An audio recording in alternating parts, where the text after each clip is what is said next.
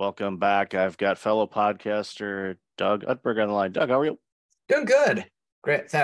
Appreciate being on the show, Michael. Yeah, really looking forward to this conversation. It's your backstory is really good. Obviously your show and things like that, and the values that you have around people first and all that. So for those that aren't familiar with you, I want you to share a little bit about you, and then we'll dive into the conversation. Sure thing. So my podcast is called People First Leaders, peoplefirstleaders.net. And the idea is it's interviews with founders, CEOs, and CFOs who put people and customer value first, which sounds kind of like, all right, well, Captain Obvious. Yeah. Well, isn't that what everybody does? And it's like, no, actually it isn't.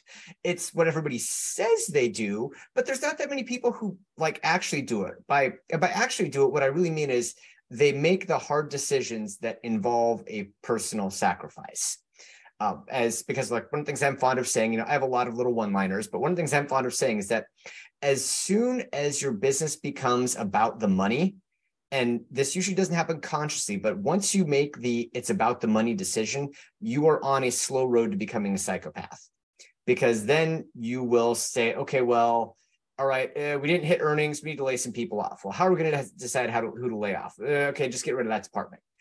Or you end up doing things to try to optimize the amount of money you're making, which I'm not saying that money is bad. Profits are good, but they should be created as an exchange of value. You shouldn't be chasing the profit first. You should be creating value first and generating a profit from that value, not trying to find any way that you can skim a buck off the top of someone else's work. Yeah, and creating value is what's going to help you navigate through challenging times and make you memorable. And yes, where people will be loyal because say, I get great value out of this establishment, this business, this vendor, or these employees. It's taking care of your people. And I know your story about working in the field and then getting that really brief layoff.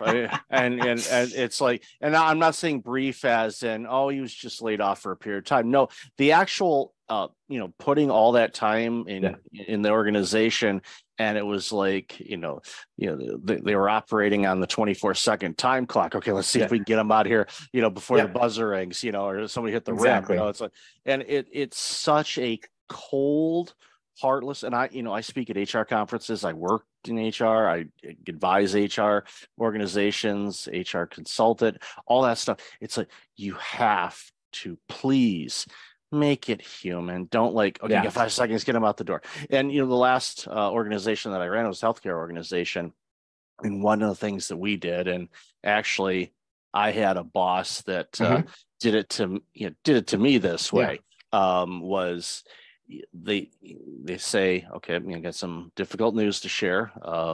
Effective immediately, your role is ending at the organization. This is Willis, or this is Barbara, and they're gonna sit down with you, and they're gonna talk about some things, and you basically remove yourself from the situation. You use an outside party that is comforting, speaks in nice tones, and says, okay, this is very overwhelming. Here's some information. You don't need to look at it right now. It's like, this is, are you okay to drive home? They're literally, concierge type of thing to take care of the person, to ease that shock. And when, because that happened to me when I had to, using a Jack Welch term, de-hire some people, I use that as well, because it's the best way to do it. It's not that, okay, it's like 90 seconds, that's a new record. Okay, next. It's such a cold thing. And by doing it the other way, it adds a human element to it. It still sucks. Don't get me wrong. Right. And I've been, again, on both sides of it. And I used to say, letting people go is harder than that, which it just sucks all the way around. It's unfortunate, but it happens. But there's better ways to do it. Yeah. Now, there is one silver lining that I will put behind being let go in a cold and heartless manner. And that is that once you've gone through it, you're really not afraid of it anymore. And seriously, what worse is there? Okay, you figure, all right, I've already had the 30-minute the 30-minute meeting with no subject come on my calendar, and just person pops up, all right, well, we're eliminating your position, network access is cut off, and you're gone. So once you've gone through that and made it, you can be like, all right, well, what am I worried about? And I think in a way that can almost kind of, it can either crush you, which it did for a little while, or it can kind of spur you to be fearless, which it did eventually.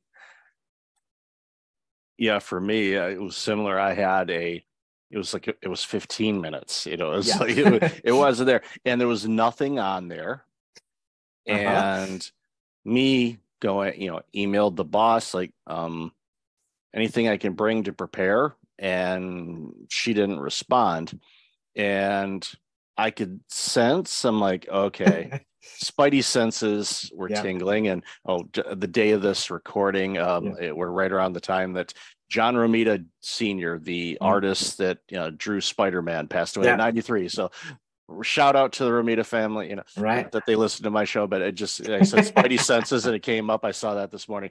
But anyway, because I saw that, my spidey senses are going, yeah, I think I'm going to get let go, because there was some challenges with some team members that were, I'll say this because it's been long enough, favorites. Okay. Yeah. And they were upset on how I was approaching a situation, and they didn't agree with it, and became a squeaky wheel, and they just decided to, cut bait. So I knew that. And I'm like, well, you know what? I learned my lesson a long time ago. Don't bring your entire house to your workplace, because when you got to pack it up, then you got a lot of things to lug. And you're walking down the sidewalk with the banker's boxes. Everybody knows what happened, and it's like, no, just pack light. So when it happened, I was like, I had an umbrella, and I think I had my coffee, so I grabbed that. I think I left a breakfast sandwich half eaten on my desk. I'm like, oh, they'll clean it up hopefully eventually. But I just left. But that wasn't the first time I'd ever been let go. So I was more like, oh, okay. I was kind of laughing about it a little bit. Then the reality kind of hit, and I was like, ooh, okay, now what? And again, it's just one of those things where when it happens, you go, all right, you just move on from it. Great, okay. Frees me up to do other things.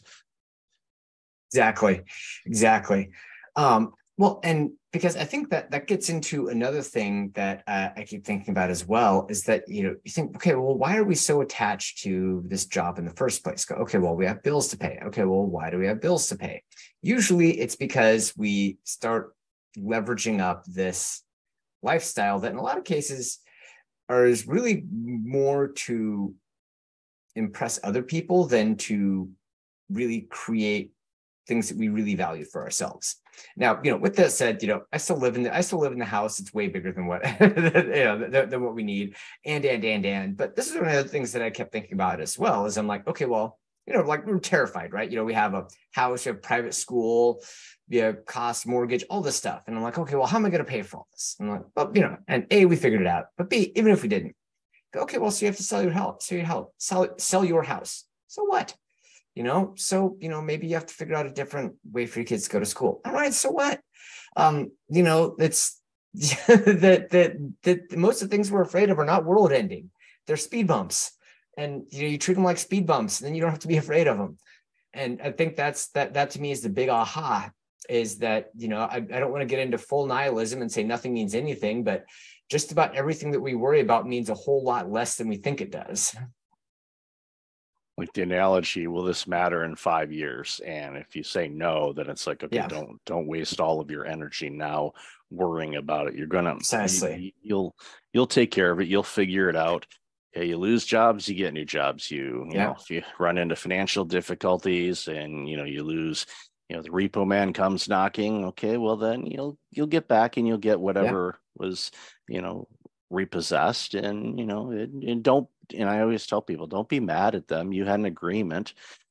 Yes, there were situations that came into play that you couldn't make the payments. So part of that agreement is if you don't pay, then they reserve the right to take it back. It's a business transaction. It's the when you get better and control give their property back willingly. Just of course. It's like, you draw the card Monopoly, go back 3 spaces. Okay, go back 3 spaces, start again. Yep. It's the wheel doesn't stop turning. Yep. Just because you take a step back doesn't mean the wheel stops. It keeps going. Exactly. And you can still ascend and things. It's a little squiggly around in the middle, but Yeah, right. you get there. But again, it goes back to, when you're an organization or an individual and you're people first type of mindset, that also works for the people themselves and how they approach their own lives and how they conduct their lives, and going back to what's important. And a lot of people do that. They go, okay, I got to have the house, the picket fence. Usually there's an F word after picket when I use that, but I'm not going to do that here. But all these things, got to have the newest this, I got to have the latest that. It's like, why? Yeah. You're trying to impress somebody that, quite frankly, isn't going to be impressed no matter what you do. So why are you wasting your energy on that? Have things in life that meet your needs and wants, your true needs and wants. I'm not telling people you can't have this or you shouldn't do that. No, I mean, if having the latest iBinky, which is my brother's nickname for my iPhone, because I'm always on it like a little kid with a pacifier, fine, go to it. Or I'm rocking 12, and the 15 will probably be out in September. I'm not going to upgrade because, knock on wood, the 12 still works. And before that, I had a 7. At least for now, yeah. The Apple listening device heard that. It's like, okay, degrade battery by another 25%. Will he spend the money to just upgrade the battery, or will he just upgrade to a new phone? We'll find out. And can I do permission for a 30-second tangent? Of course. So this the whole the Apple listening apparatus, to me, that is just Steve Jobs giving everyone the middle finger from the great beyond. It's basically saying, oh wait, you think being dead can stop me? Come on, guys, I own you. Well, yeah, it's amazing. We see this all the time where if you have these listening devices in your home, you might have a conversation with somebody or on a phone call or whatnot, and you're watching YouTube video, and all of a sudden you see an ad for something you were talking about, and you look at each other and you go, did we type that in a search bar or anything? No, we were just having a conversation about something, and they picked up on it. And it's like, oh, okay. And I was at a conference a few years ago, and there was a former product team lead for one of the organizations that makes those devices. I don't want to get in trouble with anybody. And all he said was, by no means should you have these devices in your bedroom. And then he stopped and he wouldn't say anything else. Do not do it. And it's like, okay. Yeah. So it's, but they're meant, for obviously for ease of use and things like that. But there's two sides to a coin. So you have to, figure out, okay, what is that important for me to have that, or can we existed without it before. So, unless it becomes mandatory for some reason, we can exist without them if we don't want them. Yeah, exactly. Well, and it's one of the things that I've always thought would be a funny tech test, because of course, we always talk about how, like, teenagers, kids, they pick up technology so fast. I'm like, okay, well, all right, whiz kids, what I want to do is I want to get you an old school VCR with a coaxial television cable, and I want you to program it to record 60 minutes on Sunday. because that's something that I did as a kid for my parents, and I want to see if the kids these days can handle it. Yeah, my OCD, whenever I was at somebody's house and if that VCR was blinking 12 o'clock, I fixed that because it drove me absolutely bonkers. Some people just they had like tape over it. I'm like, what's with the tape? I don't like the blinking clock. I'm like, give me the remote, or I remember setting one where you had to do it actually on the device itself. It was I felt like I was diffusing a bomb. Like, all right, do this, don't cut this cable. Okay, you're good to go. But yeah, it's yeah, those things for the technology and the coax cable and even the little splitter. You had to, unscrew the back of the television, the little uh, nuts that were in there, screw them back in, and the little toggle switch so you can play the Atari or watch it on TV. Yeah, I remember those painful days. And then and of course, dial-up internet, that would floor them. That would absolutely floor them. It's like they're in the middle of watching a thing, then mom picks up the phone, and there you go, you're done. But yeah, it's so funny on like you said, the technology today, people are picking it up really, really fast. Which is great, but you get to the point where it's like, okay, what's next? And we're getting glimpses of that, and it's really going to be interesting to see how we continue to automate things to make things easier. But it's like, but also we have to take a look at, okay, what's the personal cost in this, and the social cost and interaction and things like that. Exactly. Like reading a map, there's people say, like, a lot of people can't read a map because they're using GPSs all the time, and they can't read a map. It's like, okay, yeah, it's something. If no GPS is working, it's like, how do we get there? Map, if we have one, and a lot of people don't even have them. They used to be a staple inside of cars.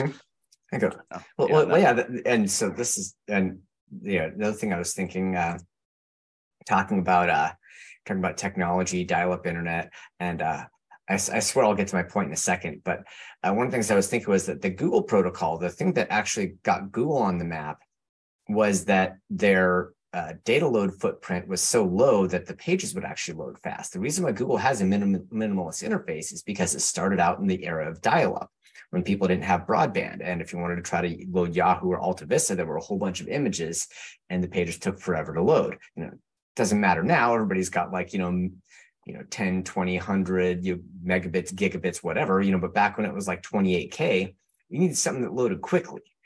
And so I think that the thing there is that, sometimes people forget the problem that a company was originally created to solve. Actually, I don't even remember what the point was that I was coming to. So I'm just going to let you I'm just going to let you take us to the next step in the conversation. Yeah, no, I think in wrapping up, we've talked about a lot of different things in trying technology and people and things like that.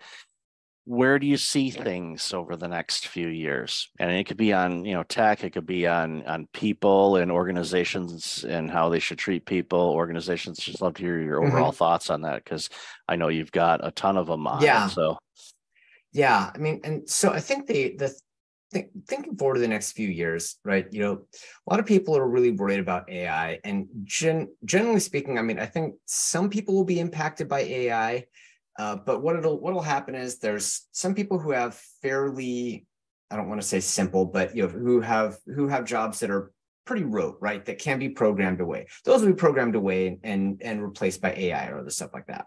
What'll happen is the people who have jobs or careers or whatever that involve things AI can't do will be made tremendously more productive by AI. And so I think the march of the economy is that you have an increasingly smaller and smaller number of people within the existing economic structure that get made more and more and more productive.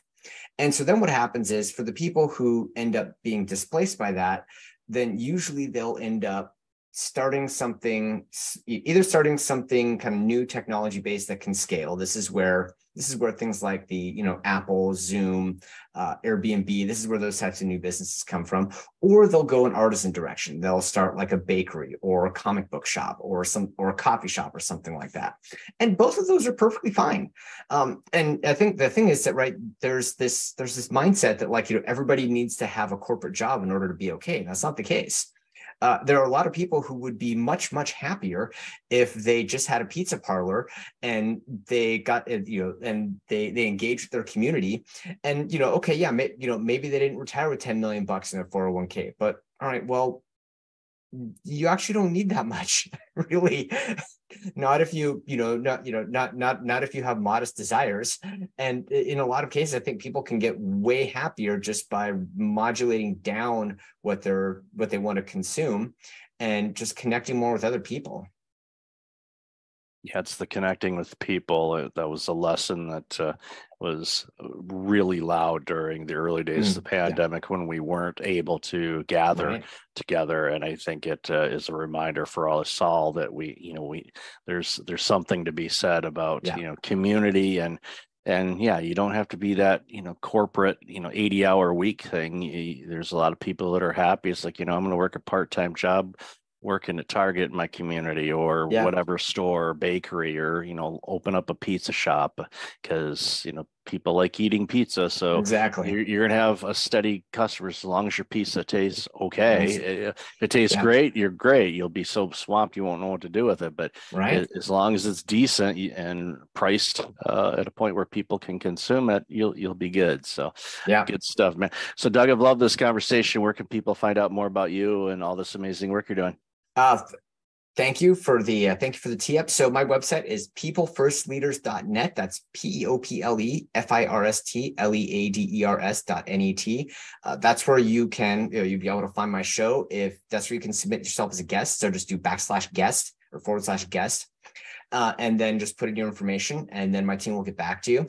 But of course, shows on iTunes, Spotify, all the networks.